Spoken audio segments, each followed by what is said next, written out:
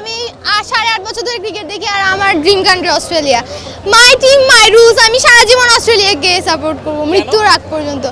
দে আর defending champions, 28 বারের champion total. আমার দেশ হইলেও যে আমি এরকম কি বলবো ফলস মার্কা কান্ট্রিকে সাপোর্ট করলে তো আমি সারা জীবনই হারতে থাকবো, কান্না করতে আমি চাই না। আজকে যেটা খেলছে এটা কোনো খেলার মধ্যেই পড়ে না। ওরা প্রথম 12 বার যে খেলাটা খেলছে এরকম যদি কন্টিনিউ করে খেলতো, ওরা বল ডট দেওয়াতে খেলাটা চলে গেছে। ওরা যদি সিঙ্গেল বাই সিঙ্গেল খেলতো, পরে একটা বল পেলে বাউন্ডারি দিয়ে চলে আসতো। সব বাংলাদেশ খুবই বাজে ফিনিশিং ছিল। তৌহিদ হৃদয় এই খেলা কোনো প্রকারই ওর থেকে আশাবাদী না। এই 16 বলে 17 রান নিল, একটা খেলা ফিনিশিং এ কি খেললো? ওপেনিং মিডল অফ এত ভালো খেলার পরে ফিনিশিং এর মধ্যে একটা ব্যাটসম্যান যদি ভালো করে খেলতে পারতো, খেলাটা তো এরকম থাকার কথা না। সাকলাইনকে নিয়ে বলার মতো আসলে কিছু নাই। ও হচ্ছে যে নতুন প্লেয়ার হিসেবে ওকে নিয়ে বলার মতো তেমন কিছু নাই। কিন্তু তৌহিদ হৃদয় যেটা খেলছে এটা কোনো খেলার মধ্যেই পড়ে না। ম্যাচটা আসলে আমরাই জিততাম, তবে টার্নিংটা পয়েন্ট ছিল সাইফ হাসানের হোয়াইট বলে যে আউটটা হয়েছে, এটাই ছিল টার্নিং পয়েন্ট। ওর যদি আউটটা না হইতো তাহলে ম্যাচটা অনেক কন্টিনিউ সুন্দরভাবে শেষ হতো। আমার মনে হয় যে রিশাদ হোসেনকে যদি আমরা সাকলাইনের আগে নামাইতাম তাহলে আমাদের ম্যাচে একটা টার্নিং পয়েন্ট ছিল। ক্যাপ্টেন্সির বড় ভুল ছিল, যদি সাকলাইনকে না নামে রিশাদ হোসেনকে নামাইতো তাহলে আমরা ইজি ম্যাচ জিততাম। আজকে আমরা এটা হতাশা, এটা বাংলাদেশের আশা করি না। এটা টার্নিং পয়েন্ট হারার পিছনে টার্নিং পয়েন্ট হচ্ছে যে শুধুমাত্র যে খারাপ ক্যাপ্টেন্সি। সাকলাইনের আগে যদি নাসুম অথবা রিশাদকে নামানো যাইতো তাহলে অ্যাটলিস্ট 20 রানের একটা ইনিংস আমরা পাইতাম সুন্দরভাবে 20-30-এর। সেখানে আমাদের রান রেটটা অনেক বেড়ে যেত এবং আমরা এই ম্যাচটা লাস্টের দিক দিয়ে অ্যাটলিস্ট জিততে না পারলেও 5-6 রানে হারতে পারতাম। কিন্তু এই জিনিসটা বাংলাদেশের মানুষকে এই আশাটা দিয়ে আনে স্টেডিয়ামে ম্যাচ জিতবে কিন্তু লাস্ট পর্যায়ে যুদ্ধ।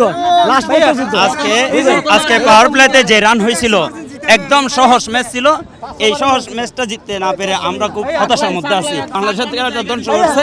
লাস্টে দুই ব্যাটসম্যান ছিল, যে ব্যাটসম্যানগুলো রান নিতে পারে নাই, সেজন্য বাংলাদেশ আজকে হেরে গেছে। আমরা হতাশা নিয়ে মাঠে করতেছি।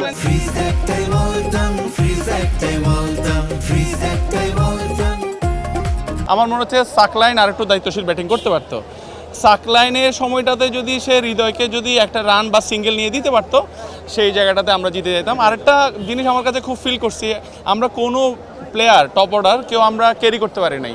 সবাই আমরা 30, 35, 40-এর ঘরে গিয়ে আউট হয়েছি। একটা প্লেয়ার যদি আমরা ক্যারি করতে পারতাম, যে কোনো একটা প্লেয়ার, এটা সাইফ হোক, ইমন হোক, যে কোনো একটা প্লেয়ার ক্যারি করতে পারলে আজকে আমরা ম্যাচটা হারতাম। এবং আমরা যারা দর্শক আসছি আজকে, আমরা খুবই হতাশ আসলে। আমার কাছে বডি ল্যাঙ্গুয়েজ হচ্ছে ক্রিকেটের সবচেয়ে বড় কথা। আপনি দেখেন যখন আমাদের ক্যাপ্টেন ব্যাটিং করতেছিল, তার বডি ল্যাঙ্গুয়েজ অনেক পজিটিভ ছিল। সাকলাইনের কাছে ওই পজিটিভ আমার কাছে মনে হয় না। এবং এই সময়টাতে সাইফ অনেকগুলো ম্যাচ বের করে আসছে, আমি দেখছি বিপিএলে এবং বাংলাদেশ টিমের হয়ে অনেকগুলো ম্যাচ সে বের করে আসে। এবং বলিংও সেম, সে কিন্তু খুব একদম ক্লেভার বোলার। সেক্ষেত্রে আমি সাকলাইনের কাছ থেকে এটা পাই না। আমরা আশা করব যে সাহেব যেহেতু একটা খুবই প্রফেশনাল এবং এক্সপেরিয়েন্স প্লেয়ার, তাকে আর একটু আমার মনে হচ্ছে বিবেচনা করা উচিত অ্যাজ এ দর্শক হিসেবে বলা আর কি। তানজিদ তামিম এবং হচ্ছে আপনার পারভেজ হোসেন ইমন সুন্দর করে খেলাটাকে নিয়ে আসছিল, একেবারে ক্লোজ একটা খেলা।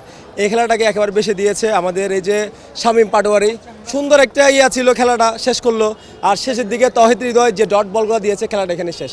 একটু ভালো লাগে নাই, প্রথমের দিকে ভালো হলো, লাস্টের দিকে গুলো ভালো লাগে নাই। আমাদের একটা সমস্যা হয়েছে এখানে, সৌম্য তারপরে রিফাত, তারপরে শামীম, ওরা যদি আর কয়েকটা ওভার যদি ক্যারি করতে পারতো, আমরা আশা করব ম্যাচটা আরো 18 ওভারের মধ্যে জিততে পারতাম।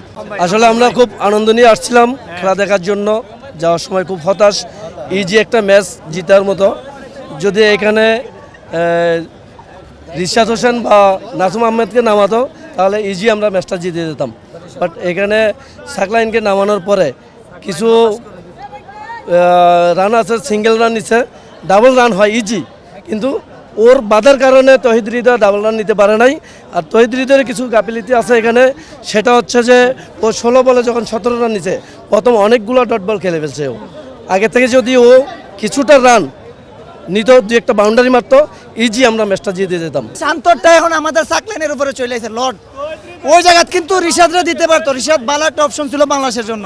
কেন আমার হাতে ভালো অপশন থাকতে আমি কেন সাকলাইনের মতো সাকলাইনে পাঠাম ওই জায়গায়? আমার মনে হয় লাস্ট 2 ওভারটা খুবই ভালো খেলছে ওরা। এটা যদি ওরা আগেও এভাবে চালু রাখতো তাহলে অনেক ভালো হতো। সাকলাইন ও আসলে কি করলো এটা বুঝতে পারতেছি না। সাকলাইনের জায়গায় যদি রিশাদকে নামাতো তাহলে হয়তো কিছু একটা হইতো। মুস্তাফিজউদ্দিন একটা কথা বলছিল যে ব্যাটারদের দায়িত্ব ব্যাটাররা যদি পালন করতো তাহলে আমরা বলাররা মাঠে নামতে হইতো না। তো এরকম আর কি কিছু সিলি মিস্টেক হচ্ছে। আসলে আমাদের বোলাররাও চ্যাম্পিয়ন, কি ব্যাটসম্যানরাও চ্যাম্পিয়ন, কিন্তু সিলি কিছু মিস্টেকের কারণে হচ্ছে আমাদের এই ম্যাচ হাতে আসে নাই। কিন্তু খুব টাইটে ম্যাচ হয়েছে, ইনশাল্লাহ সামনে ভালো করবে।